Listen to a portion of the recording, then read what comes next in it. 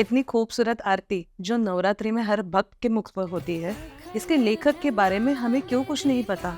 जो आरती हमें साक्षात देवी माँ की उपस्थिति का अनुभव देती है कि लेखक ने कब और क्यों यह आरती लिखी। आपके इन्हीं सवाल के जवाब के लिए मैं आपकी दोस्त मानसी दास से रूलिंग आउट चैनल की तरफ से पहुंची हूँ उस जगह जहाँ ये आरती लिखी गई थी। ये वही जगह है जहाँ पर ये आरती लिखी गई थी 1601 के साल में। गुजरात जो अपनी कल्चरल हेरिटेज के लिए इतना फेमस है, उसी धरती पर एक संत ने, एक लेखक ने ये आरती लिखी थी जिसको साक्षात माताजी ने आशीर्वाद दिया था। और हम जानने वाले हैं उनकी लाइफ के बारे में कुछ बातें जो शायद आपको नहीं पता थी। ईयर 1541 में सूरत में जन्मे थे शिवानंद वामदेव पंड्या।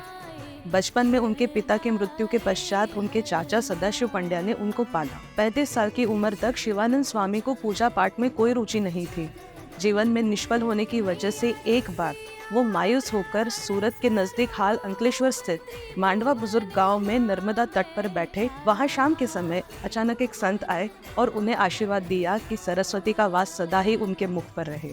उसके पश्चात शिवानंद को पूजा पाठ में रुचि होने लगी। एक दिन शिवानंद के चाचा सदाशिव पंड्या जो अपने अंतिम क्षणों पर थे, उन्होंने अपने 2 पुत्र और भतीजे शिवानंद से पूछा कि उनको क्या चाहिए, लक्ष्मी या सरस्वती। दोनों पुत्रों ने लक्ष्मी मांगी, पर शिवानंद स्वामी ने कहा कि आपको जो ठीक लगे।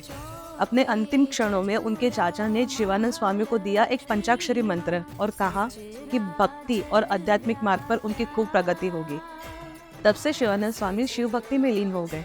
मांडवा बुजुर्ग में एक पुरातन मार्कंडेय ऋषि का आश्रम है, जिसके नजदीक माँ अम्बा का एक पुरातन मंदिर है, जहाँ 1601 के साल में शिवानंद स्वामी को एक हवन में उपस्थिति का न्योता भेजा गया।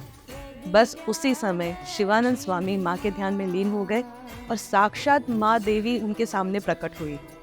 माँ आदि शक्ति की कृपा से, शिव की आराधना से और माँ सरस्वती के आशीर्वाद से उनके मुख से ये आरती निकली, जिसे आज पूरी दुनिया गा रही है। जिन भक्तों ने उस समय ये आरती सुनी, उनके मन में बस गई और वहीं से माँ शक्ति की कृपा से और वामदेव पंडा के मुख से हमें ये आरती मिली।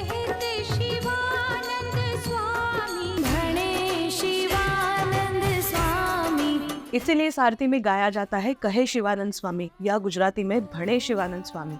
इस आरती में ऐसी 2 गलतियां हैं जो हम अक्सर करते हैं। पहला कि आद्या शक्ति नहीं है, वो है आद्य शक्ति। और दूसरी गलती कि जयो जयो माँ नहीं है, वो है जय हो माँ। इस महान काव्य के रचयिता को श्रद्धांजलि देने के लिए इस वीडियो को सिर्फ एक बार शेयर करें, ताकि जब हम ये आरती गाए तो शिवानंद स्वामी को भी हम स्मरण करें। जय माँ शक्ति, जय आदि शक्ति।